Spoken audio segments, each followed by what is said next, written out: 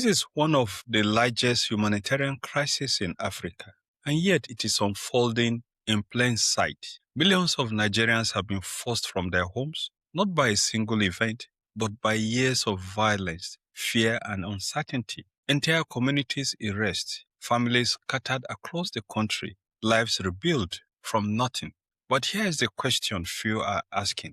Where did all these people go in places they never planned to live? In places that they are strangers, sometimes even forgetting where they come from, and the children that are born to them do not even and may have never set foot in the places where they were driven from.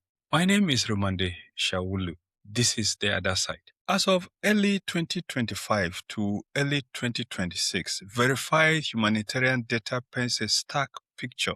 Nigeria has approximately between 3.5 to 3.6 million internally displaced persons. This is not speculation. These figures are drawn from organizations like the United Nations Human Rights Commission, the International Organization for Migration, and the nation. But the numbers only tell part of the story, because not all displacement is the same. The Boko Haram insurgency alone has driven millions from their homes, especially in Borno, Adamawa, and Yobe. Yet today, displacement in Nigeria is no longer confined to one conflict. Banditry, communal violence, and economic collapse have expanded the crisis far beyond their original borders. At the center of this crisis is Borno State. It hosts the largest concentration of displaced people in Nigeria, with well over 1 million individuals. Entire towns emptied, communities relocated into camps and host settlements. But Borno is only the beginning. Move west and south, you will find Benue, now one of the largest IDP hosting regions outside the Northeast. Here, displacement is driven not just by insurgency, but by a new form of terror that afflicts many and several of the communities in the Middle Belt, such as Taraba, Nasarawa, and Plateau states. Far north, states like Katsina, Zamfara, Sokoto host hundreds of thousands displaced by banditry and kidnappers and groups associated with the Sahel terror groups. And then there is the Federal Capital Territory, Abuja, Nigeria's capital, that has quietly become a destination of displaced populations, not through formal planning, but through survival. Informal camps have emerged in places like Durumi, Kuchingoro, among others. These are not official settlements. They exist at the margins, largely undocumented, often overlooked. And beyond this, there are scattered populations in southern cities, unaccounted, unregistered, and invisible. Not all displaced people live in camps. In fact, the majority do not. In the Northeast, about 40% live in camps, but in other regions, the number drops dramatically. Most displaced Nigerians live in host communities, informal settlements, and urban slums. And this distinction matters. In camps, there is at least some access to food distribution, water and sanitation, medical support. But camps also are overcrowded, underfunded, and vulnerable to diseases. Outside camps, life is less visible. Families rent single rooms, children drop out of school, access to aid becomes uncertain, and survival becomes a daily calculation. Nigeria suna son su nuna ma wasu daga cikin Najeriya ba 'yan Najeriya bane. Tabbas mu har yanzu ba mu tabbatar da cewa wakilan nan namu suna muna ko sun kula da mu ba ko sun rike amana mu. Displacement does not just remove people from their homes, it removes them from their livelihoods. Across Nigeria, displaced populations rely on petty trading, daily wage labor, small-scale farming, informal services. In rural areas, those with access to land try to farm. In cities, they turn to informal economy, selling food, carrying goods, doing construction work.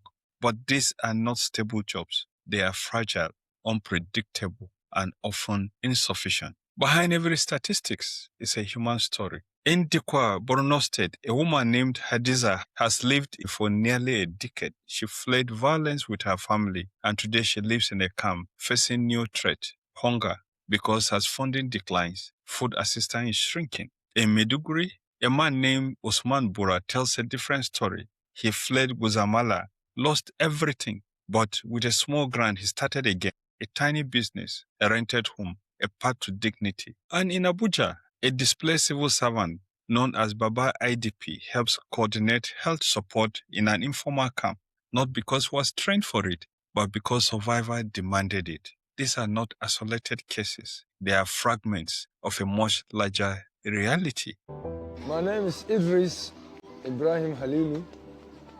I'm the coordinator and spokesman of FCT Abuja-based IDPs camps.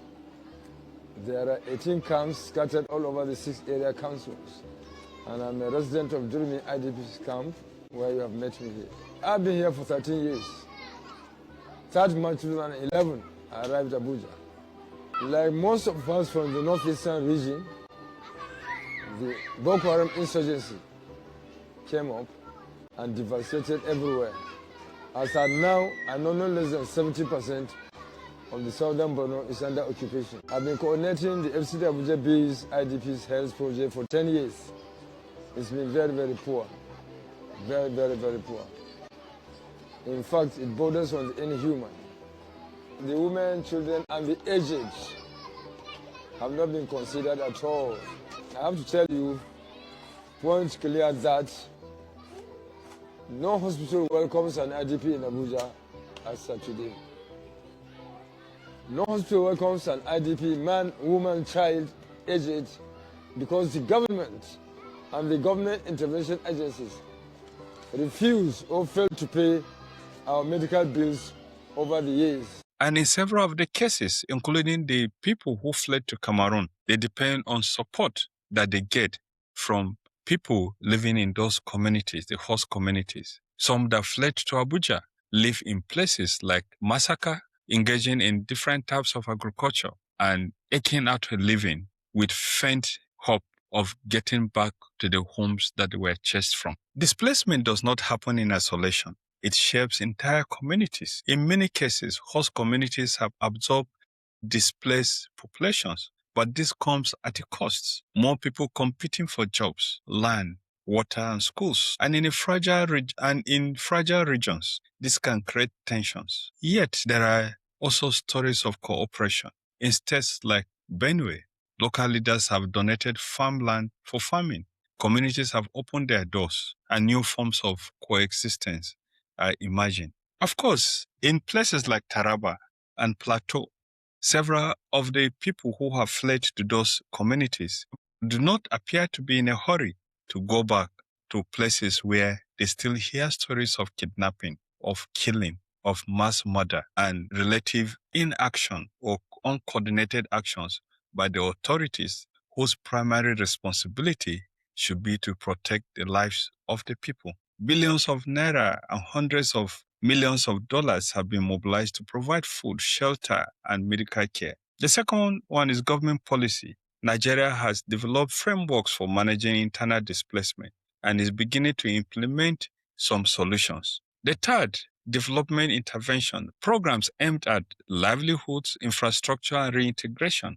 But there is a problem. Funding is shrinking, needs are growing, and the gap between them is widening. Even the numbers are uncertain. Nobody actually knows the number of Nigerians that are displaced. Nobody has taken data of the number of communities that have been displaced. And of course, the number of people that may have been displaced may well be several times much more than the figures that are known, because the displacement that are popular are the ones that took place in the Northeast. The current displacements taking place in the Northwest and in the Middle Belt are often underreported or publicized. Different organizations report different figures. Some track camps, others track communities. Some focus on conflict, others include floods. And many displaced people, especially those in cities, are never counted at all, which means that the real scale of displacement may even be larger than we think. And so,